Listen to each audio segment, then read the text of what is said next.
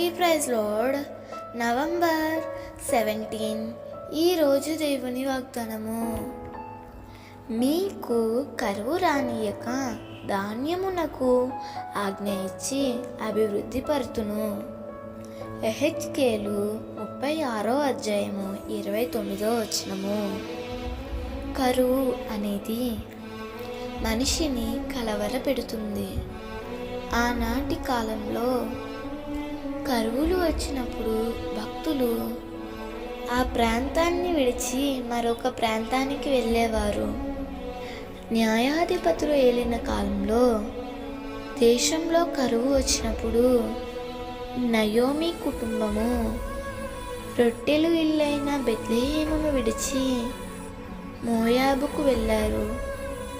అలా మోయాబుకు వెళ్ళిన నయోమి కుటుంబము ఎంతో నష్టపోయింది.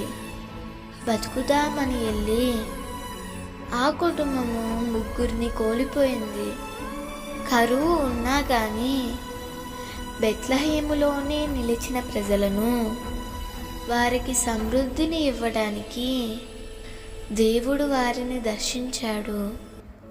ప్రియమిత్రమా, ఆత్మీయంగా జీవిస్తున్న నీకు కరువులు, కొరతలు తప్పకుండా వస్తాయి. అయితే ఒక్కటి మాత్రం గుర్తుపెట్టుకో, నీవు సేవించే దేవుడు ఎలాంటి పరిస్థితులనైనా మార్చగలడు. శూన్యంలోనే సమస్తాన్ని కలుగజేసిన వాడు నీ లేమిలో కూడా సమృద్ధిని ఇచ్చుటకు సమర్థుడు. ప్రవక్త శుషుని భార్య ఎలీషా యొద్దకు వచ్చి తనకున్న కరువును, కొరతను ఎలీషాతో చెప్పినప్పుడు ఎలీషా ఒక్క మాట అడిగాడు. నీ ఇంటిలో ఏముంది? నూనె కుండ ఒక్కటే ఉందని సెలవిచ్చింది.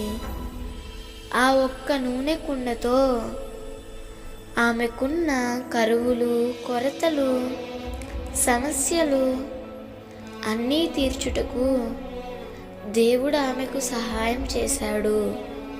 నీ జీవితంలో కూడా సమస్తము చేయుటకు ప్రభు సమర్థుడు.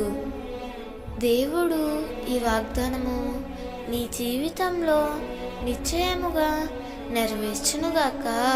ఆమేన్.